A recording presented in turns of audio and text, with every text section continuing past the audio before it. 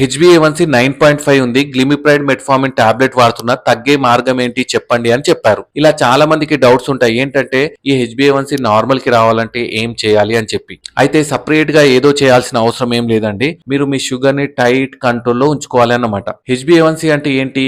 ఈ 3 months average sugar. మీరు 3 months నుంచి వెళ్ళి మీ షుగర్ ఎలా కంట్రోల్లో పెట్టుకున్నారు అని చూపెడుతుంది అన్నమాట. ఒకవేళ మీరు షుగర్ మంచిగా కంట్రోల్లో ఉంచుకోలే అనుకోండి, డైట్ సరిగా తీసుకోకపోతే ఏమవుతుంది? ఈ హెచ్బిఏవన్సీ అనేది పెరిగి వస్తుంది. లేదు మీరు 3 మంత్స్ నుంచి మంచి డైట్ కంట్రోల్లో ఉంచుకున్నారనుకోండి, హెచ్బిఏవన్సీ అనేది నార్మల్ వస్తుంది. అయితే చాలా మంది ఏం చేస్తారంటే ఈ షుగర్ టెస్ట్ చేసే 10 రోజుల ముందు టైట్ డైట్ చేస్తారనమాట. టైట్ డైట్ కంట్రోల్ చేస్తారు. అలా చేయడం వల్ల ఫాస్టింగ్ పోస్ట్ లంచ్ అనేది నార్మల్ కి రావచ్చు కొంతవరకు, కానీ హెచ్బిఏవన్సీ అయితే రాదు. ఎందుకంటే హెచ్బిఏవన్సీ ఏంటి? 3 నెలల యావరేజ్ షుగర్ అన్నమాట. అది కంట్రోల్ కి రావాలంటే 3 మంత్స్ నుంచి మంచి diet and regular exercise and tablet కూడా డోస్ అనేది కరెక్ట్ గా వాడాల్సి వస్తుంది. అప్పుడు కూడా మీ హెచ్బిఏవన్సీ కంట్రోల్లో లేదంటే మీ డాక్టర్ ఏం చేస్తారు? ఈ డైట్ చేంజెస్ చెప్పడం కానీ, లేకపోతే ఈ టాబ్లెట్ డోస్ కొంచెం పెంచడం కానీ ఇలాంటివి చేస్తారన్నమాట. అలా చేస్తే మీ హెచ్బిఏవన్సీ కూడా నార్మల్ వస్తుంది. ఫాస్టింగ్ పోస్ట్ లంచ్ కూడా నార్మల్ లెవెల్స్ లో మెయింటైన్ అవుతుంది. అర్థమైంది కదా? మరి మీ హెచ్బిఏవన్సీ ఎంత ఉందో కింద కామెంట్ లో చెప్పండి.